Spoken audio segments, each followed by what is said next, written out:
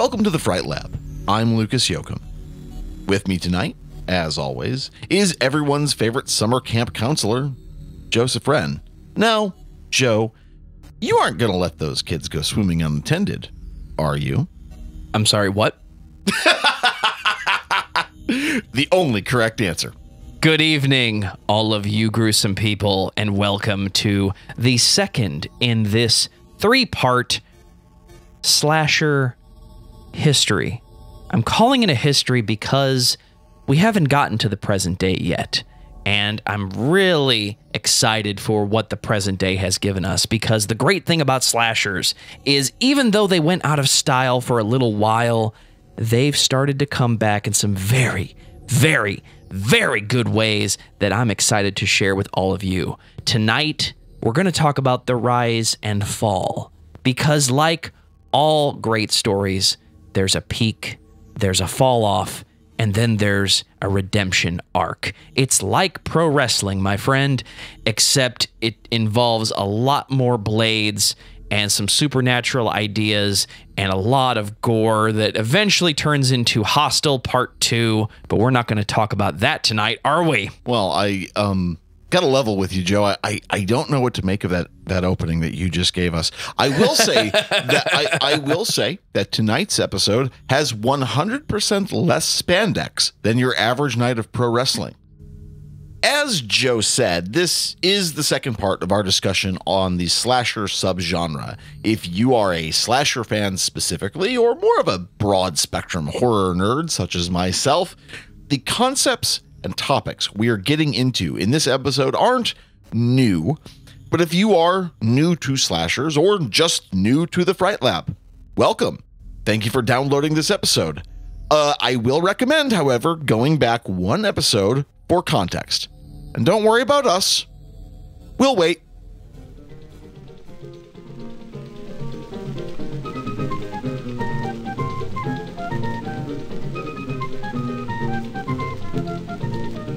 All right. Now that you're caught up, let's go back to where we left off in the previous episode. We were ending our last outing with a short discussion of the Texas Chainsaw Massacre and Halloween.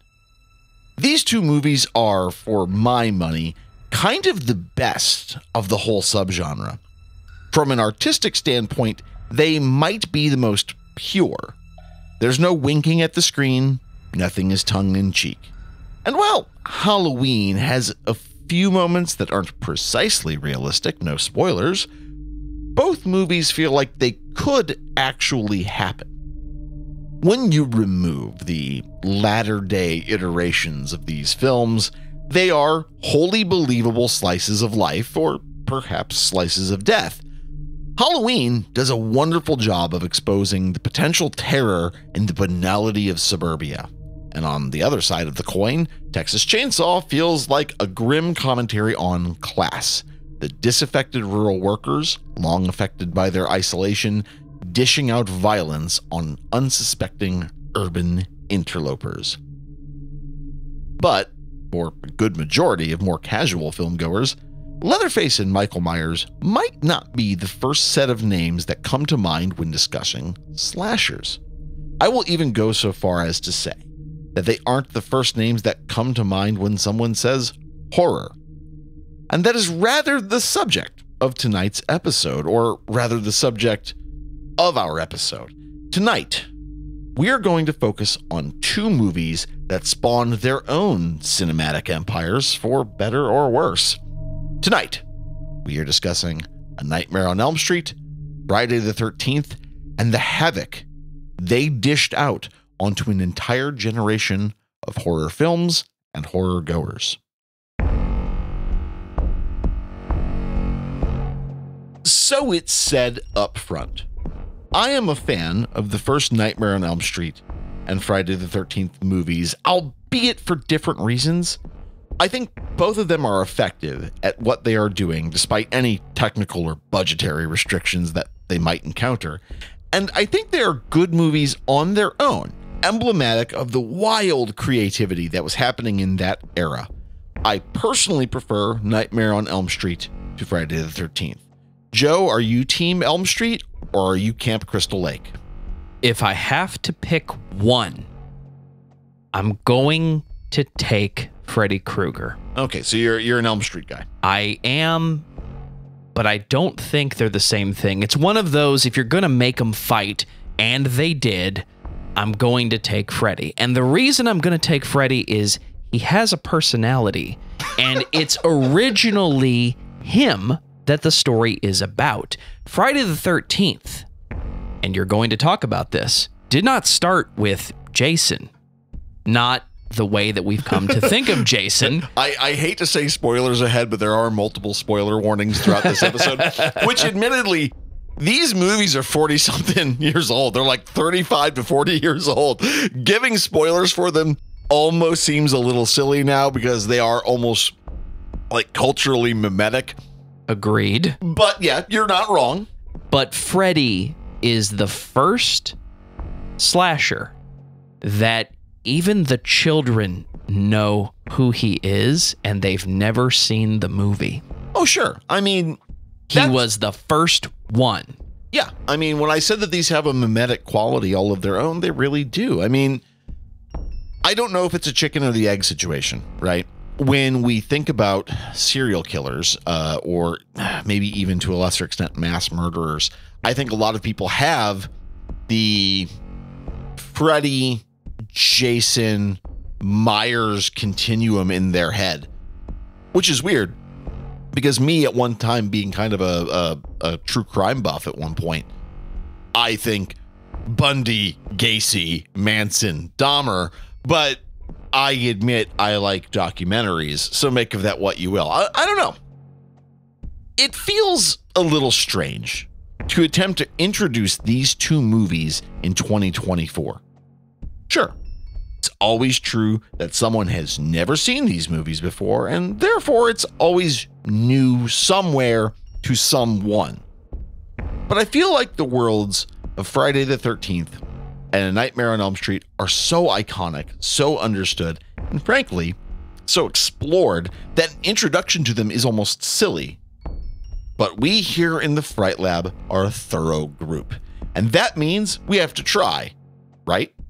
So let's start with A Nightmare on Elm Street, and more specifically, its maybe a little maniacal creator, Wes Craven. The kids of Elm Street don't know it yet, but something is coming to get them. There's something out there, isn't there?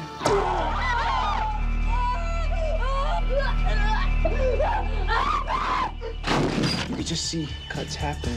What did that, Lieutenant? I don't know. Tina! What's the coroner got to say? He's in the jar and puking since he saw it. They're gonna kill me for sure. Did you do it? There was somebody else there. He was locked in a room with a girl who went in alive and came out in a rubber bag. No one knows where it came from or who it will visit next. Nancy? There's something wrong with you. You're imagining things. Nightmare on Elm Street. Do you believe in the boogeyman? No. Whatever you do, don't fall asleep.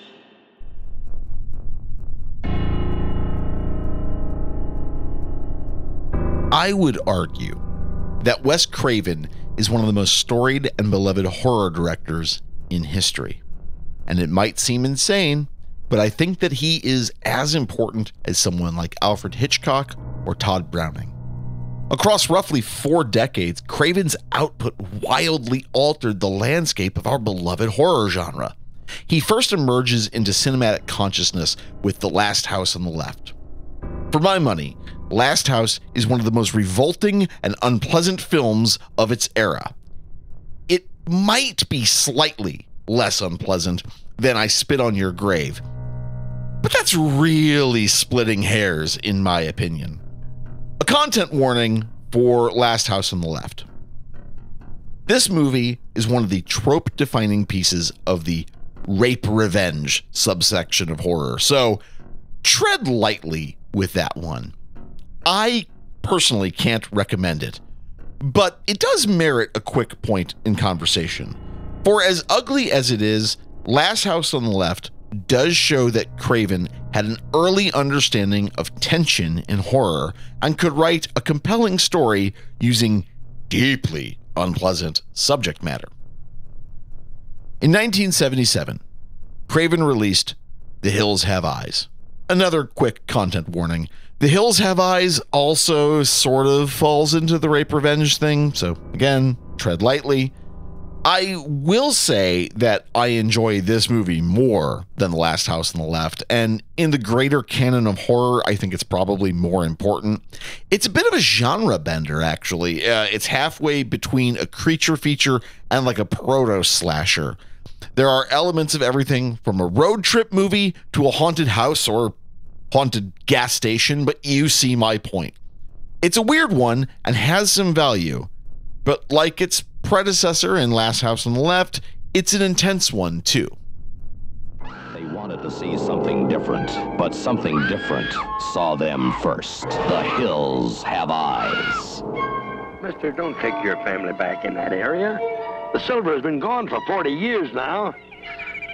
Besides, there's nothing back in there but animals. We're lost. The old creep told you not to get off the road. What began as a vacation ended as a nightmare. You hell to pay now. What was that?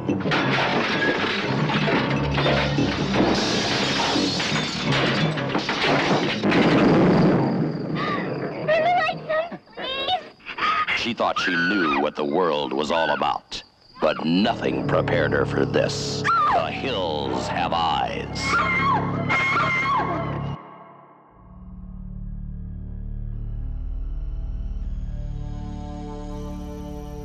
Here's the plot in a nutshell, anyway. In the seemingly idyllic community of Springwood, Ohio, teenagers are dying under mysterious circumstances. They fall asleep, have a nightmare, and are quickly ravaged by some unknown force. Nancy and her friends appear to have been targeted by this unknown force. Now, again, seems a little silly, but spoilers ahead for A Nightmare on Elm Street.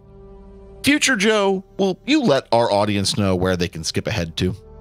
The next section of the Fright Lab contains spoilers for the film A Nightmare on Elm Street. If this is your first time with this film, skip ahead to 13 minutes and 20 seconds. The teenagers of Springwood are being preyed upon by the malevolent specter of Freddy Krueger. See, Freddy was a child murderer who slipped through the grasp of the legal system in Ohio due to improperly filed paperwork. When the law failed, the parents took justice into their own hands and killed Freddy by burning him to death. Now, fueled by the power of fear and the cover-up of killings by the community, Freddy is picking off teens with brutal abandon. Okay, with the spoilers out of the way, we have to talk for a second about how fucking good this movie is on its own. The direction of this film is basically pitch perfect. The acting is a little uneven in spots, but it's mostly really good. It has this, well, dreamy quality, and it plays with the difference between waking life and the sleeping world. As a result, many of the sequences are just so bizarre and dark that they're impossible to ignore. For those in the know, the body bag in the school hallway, as well as the first kill of the movie, those scenes are genuinely harrowing. And, of course, we have to give props to the man behind the mayhem, Robert Englund.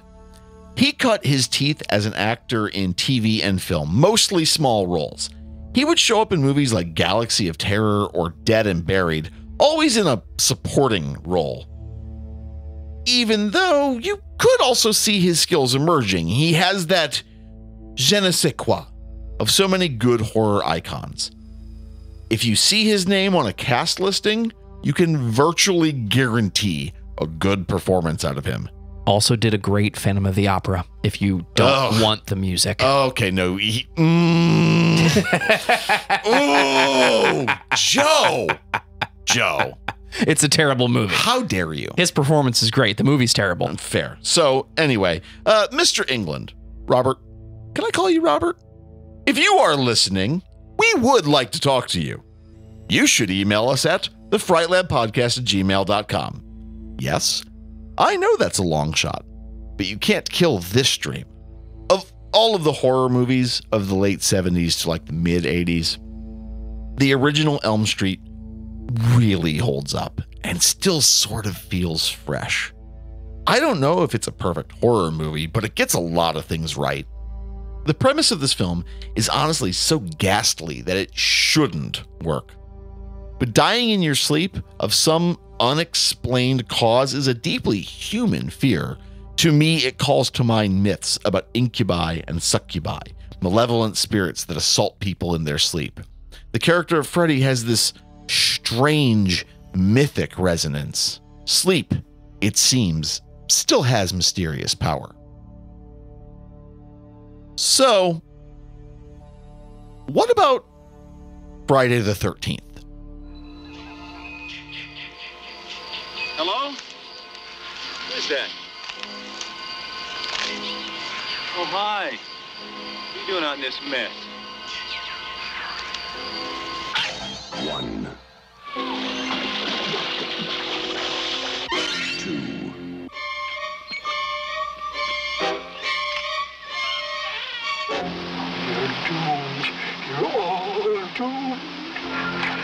3.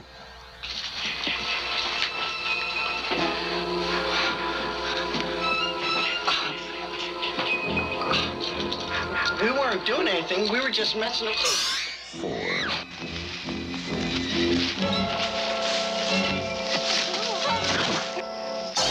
5.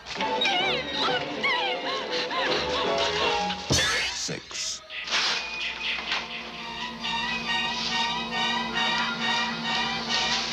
Must be in my imagination.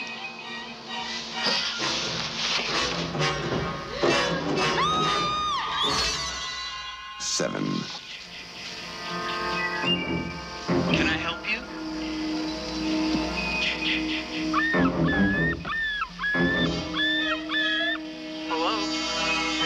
8. 9.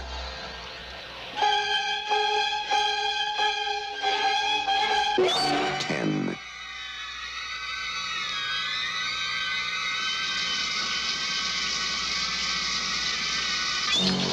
11.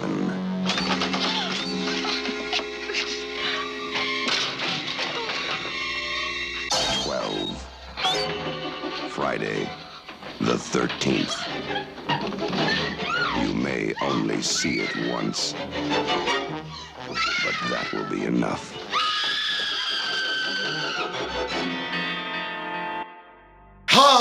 Anyway, I hate playing a trailer all the way through, but sometimes the joke is just too good. But that having been said, guys, could you have saved any of it for the fucking movie, please?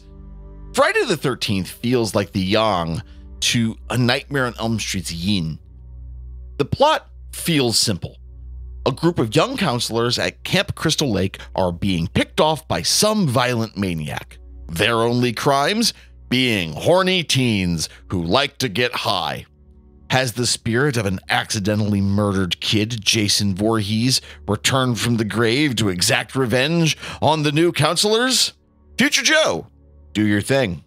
The next section of the Fright Lab contains spoilers for the film Friday the 13th. If you've never been to Camp Crystal Lake, skip forward to 19 minutes and 50 seconds. Well, not this time. It's Jason Voorhees' mom.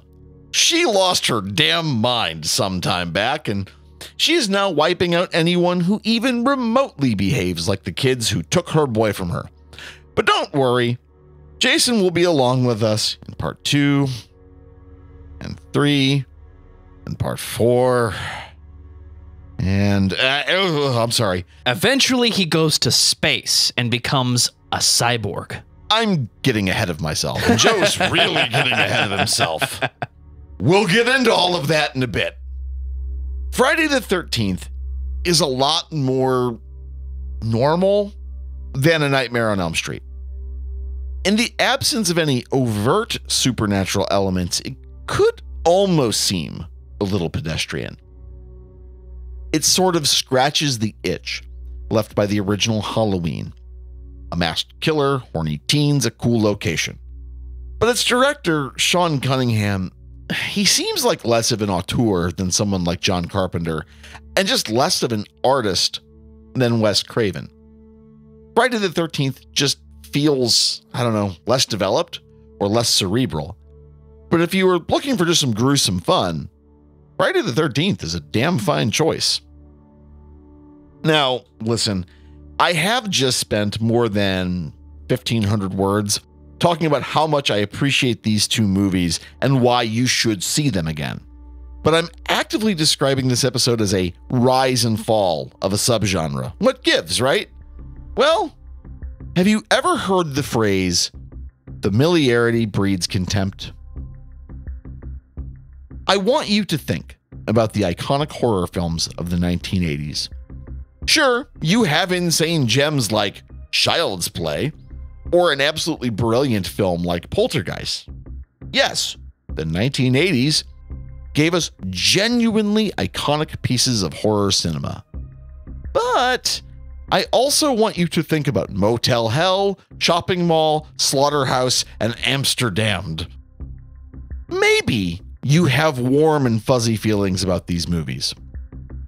There's plenty of movies from this time period and milieu that I have a real soft spot for. But listeners, friends, siblings, one and all, let's get real. Most of these movies are shit. They are barely a step above exploitation flicks like Mondo Cane or Cannibal Ferox. Movies like this would never pass muster in today's environment. And that's not really a comment on the plots of these movies or their respective budgets. No, these movies are just ineptly written and often badly acted or badly directed. And I don't resent anyone for doing what it takes to get paid in this world. That doesn't mean these are good movies, you know? Fun or enjoyable, maybe even profitable, but not good. To make matters worse, the milieu created by slashers we've covered in these two episodes have become a shorthand for horror as a whole. You would be hard-pressed to compare The Exorcist, The Changeling, Hellraiser, or Phantasm to Friday the 13th, right? But when was the last time you went to a Halloween party and didn't have at least one Jason Voorhees costume there, right? No one is dressed up as Angus Scrimm's Tall Man, but you can bet your bottom dollar you'll see a hockey mask sometimes, right? Have you ever thought about the prospects of meat smoking, Lucas? I live in St. Louis. Do you have any idea how many smoked barbecue restaurants we have within blocks of my home? Do you even know how many you've been to? I mean, my last cholesterol count at the doctor seems to certainly indicate. Well, I did use preservatives. I don't care what anybody says. Motel Hell is one of those Halloween guilty pleasures. Just watch the damn movie. It's fine. I have. And that's the problem. My next point. Have you ever heard the term sequelitis? I first read that term on the website TV Tropes. For reference, there will be a link in the show notes to that, but here's an excerpt from that website explaining the point. Joe, would you mind reading this? As the number of installments in a series grows, the probability that the latest entry will be terrible increases geometrically. While the first sequel of a work is something of a coin toss between totally awesome and mediocre, the more they milk the cash cow, the less cream you see. Of course, works that go to theater have high production values. On the whole, their creators are at least trying. But if it's direct-to-video media, the chances that the third one is nothing but unmitigated crap is already close to 100%. This is partially because people assume a DTV work is just something that wasn't good enough to get into theaters, and as a general rule, they tend to be right. I would agree, sir, especially in the 90s. Yeah. I feel like that is a very perfectly concise way of explaining a lot of my problems with these films. So to put this in perspective, let's talk numbers for just a second. Starting with Friday the 13th, you are talking about 12 movies, a few video games, 2 novels, and a boatload of comic books, and a 72-episode TV series that has absolutely zero to do with the movies, but shares the name and some producers. The show, by the way, is actually pretty cool, but yeah, the name is deceptive. Joe, did you ever see episodes of Friday the 13th, the series? It's on my list of go back and watch these horror or serialized shows that I hear are extremely good, but I did not spend time with. It's up there with The Outer Limits. Yes, I've seen The Outer Limits, but I've never spent a lot of time with it. I think everybody knows the original Twilight Zone, and everybody knows Tales from the Crypt. I've spent a lot of time with those, but there are so many others out there that I saw in passing and didn't give any time. And Friday the 13th, the series, was on that list because, yes, you called it Friday the 13th. You didn't have Jason in it. You didn't even have Jason's mom. I mean, yeah. I mean, that's honestly the truth of it. It is a wild, bizarre series, but it's pretty fucking cool, and it's kind of out there and weird. Again, it's 72 episodes. Not all of them are great. A lot of them are actually pretty bad, but it's just a fascinating series. Where does it stack up? Is it Tales from the Crypt campy, or is it up there with the X-Files? It's more it's trying to be deadly serious, right? Like, I don't recall there being a lot of comedy in the series. It's trying to be deadly serious and very unironic in many ways. That's not going to work. It's called Friday the 13th. Well, yeah.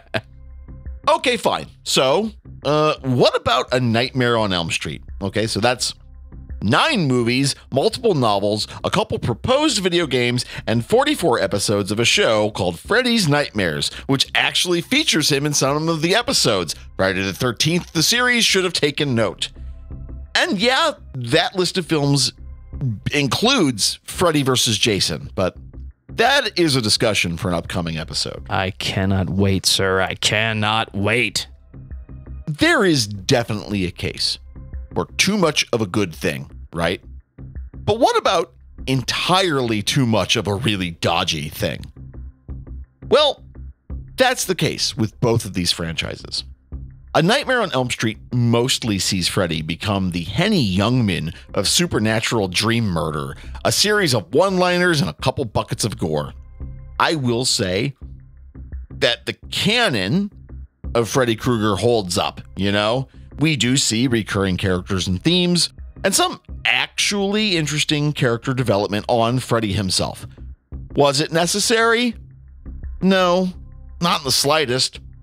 But New Line Cinema, the company that produced the Nightmare films, has been called the house that Freddy built. In short, Freddy was a moneymaker. Hell, he still is. And then there is the extended universe of Friday the 13th. Look, let's be honest here. Most of the Friday the 13th movies don't make any damn sense. There is next to no canon. Most of the character development, such as it is completely irrational or just inconsistent. In short, the whole franchise feels like a cynical cash grab. And honestly, I sort of feel like these two franchises feel like they predicted the whole issue of sequels, reboots, spin-offs, and other tie-ins we see in movies and media today. Joe, am I off base here? There is something to be said for, here is your popcorn, here is your beer, here is the theater, where you have a larger screen than you conceivably will ever have at home, not so much true today, and here's a decent sound mix, and you're amongst your peers, you're going to the movies. Part of the movie thing is enjoying the movie. We as film fans spend a lot of time thinking about the plot, and we spend a lot of time thinking about the things that make sense and the things that don't make sense. It's what all obsessive fans do. It doesn't matter what your media of choice is, but we sometimes forget to just sit down, drink beer, and watch the damn movie. And I think the Friday the 13th sequels and most of the ridiculous horror movie sequels that exist to sell tickets so that you and I can go to the theater, get our bucket of popcorn, get our giant beer or 2 or 3, and just watch the movies and have a good time. It's supposed to be there to be enjoyed. We're not supposed to think about it. It is only in hindsight, when you have access to a DVD box set of all the Freddy Krueger films, that you start to question, why the hell did they do this? And I'll be honest, it keeps me humble as a fan. You have to watch the bad movies to know that the good movies are good. You have to have taste in order to have bad taste. Yeah, we've said that plenty of times on the show. I mean, I agree with John Waters. To have bad taste, one must have exceptionally good taste. But, you said there for a second that, these movies were mostly made to make a buck. Well, let's not mince words. They were not mostly made to make a buck. They were entirely made to make a buck. I mean, listen, I deeply love Wes Craven's work. I think the man was a genius in many, many ways. I think he was also very brave as a director in a lot of ways, because he just took the ball and ran with it. Sometimes for good, Nightmare Before Elm Street. Christ, am I internet poisoned? That's the child murders that led to the first film. Right. When you're talking about Wes Craven, for better or worse, he did things like A Nightmare on Elm Street. But then again, he also made movies like Shocker, which is just appallingly bad. Oh, that's right. Yeah. You forgot about Shocker. I still am trying to forget about it. On one hand, I think he was an unmitigated good for cinema in that regard, in the same way that a guy like Todd Browning is good for cinema. But at the same time, we need to remember that he wasn't making art films there. He's not a guy like Herzog. He's not an art film director. He's not David Lynch. Ultimately, I think he like so many other directors was starting to do a thing for profit and just happened to get very, very good at not only making profit, but making really memorable films. Again, Sean Cunningham, not sure that I agree with that. I don't think he's all that exceptionally good, quite frankly. We can't forget the profit motive there. There wouldn't be all of those Latter-day Sins without there being a reason to commit the sins in the first place. No one woke up and said, Freddy versus Jason? No. Before we even do that, no. We need to take Jason to Manhattan. Did Wes Craven invent the meta horror film? That's a discussion for another episode. Hold that thought. In our previous episode, we discussed the crimes of Lonnie Franklin, the Grim Sleeper serial murderer. For me, he seems so emblematic of the reality of serial murder. This is a subject that we have touched on a little bit in some podcast episodes. Go back to episodes 8 and 9 to hear about that at further length. The films are Angst and The Golden Glove. Honestly, it's a subject I have some personal interest in, but I mostly leave it out of the show. Frankly, I have some ethical squeamishness about the way our culture has treated serial murder and its culprits in the past. I think a lot of the quote-unquote true crime boom we saw in the last decade or so might be finally dying down, and that's probably a good thing. I've included in the show notes a link to an FBI presentation on serial murder that's extremely eye-opening, and I recommend you read it. Slashers, as a subgenre, can feel strongly dependent on serial murder as a subject.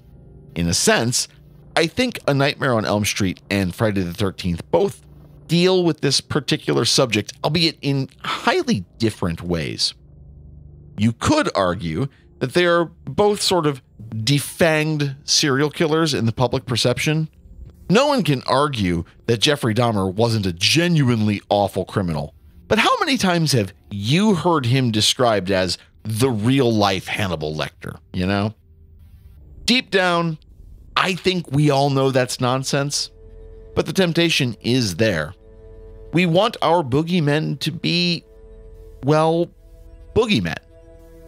But an alcoholic chocolate factory worker is a lot less marketable than a supernatural burn victim with a fetching hat. But don't worry, we aren't done with this subject quite yet. We have one more episode on that subject, coming soon. So with that, I need to ask you all a serious question. What do you think? Did Freddy and Jason perfect or destroy the slasher genre? And what about the lesser-known slashers? Have I finally gone too far with my assault on horror's sacred cows? You need to let us know. Contact us at thefrightlabpodcast@gmail.com. We can also be found on Letterboxd as FrightLabPod, all one word, and on Instagram as Fright_Lab_pod. We're also now on Facebook if you're into that sort of thing. I have also recently published an article with HorrorObsessive.com. I talked about that in the last episode. It's about the film The Crucifixion. It's a good article, and I'm very pleased with myself. Joe, where can our audience find us on Discord along with your other work? The Fright Lab podcast has been talking about slashers for the past 2 episodes. We've got one more for you, and if I get my way, there's going to be a 4th one in there that needs to happen. The Discord server is growing, and it is the place we want everyone to be to keep this conversation going. Discord.thefrightlab.com. We will have links to all of our social media below for you to browse as you see fit. That is the reason for so many options, because everybody has their preference, and today we want to give you as many as we can. We've had some requests to spin up a Patreon. We have had financial support offered to us, and I can't say anything but thank you. We will see what we can do about that, because what we are interested in is talking to you and having this conversation about horror media, and it's going to continue for many weeks to come. So please, find us on Discord, find us on Facebook, find us on Instagram, wherever you want to have this conversation, we are going to be there. If you're a fan of heavy metal music and heavy metal topics, you should listen to all the podcasts we are creating at discussmetal.com. We talk about your favorite bands, my favorite bands. Author and Punisher is coming, along with the King of Metal, if I can have my way. And if you like scary rock music, thedamnitjanets.com. I'm going to keep plugging that until somebody tells me to stop, and there's only one other guy that works here. Thank you for listening to this podcast. If this is your first episode, if this is your most recent episode, we really appreciate you. We want to hear from you. You heard Lucas say it, thefrightlabpodcast@gmail.com. What I need you to do right now is take out your phone, scroll to the left, scroll to the right, find the place where the 5-star review or the thumbs up is, and leave comments. We want to hear from you. You're going to hear comments in a couple weeks. We've been getting quite a few lately.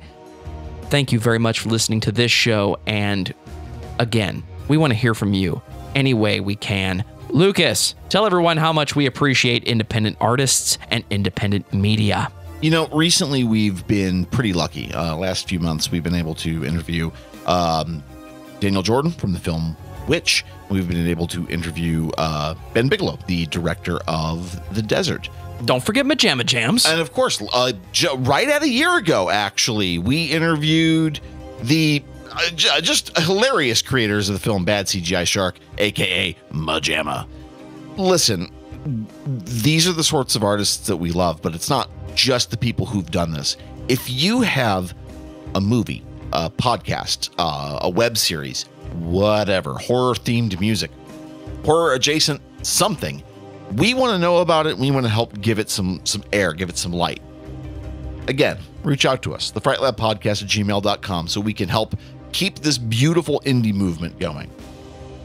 And finally, as always, The Fright Lab is written and researched by me, Lucas Yoakum. Joseph Wren is our producer and fearless co-host. We appreciate each and every one of you, and we will talk to you all again very soon.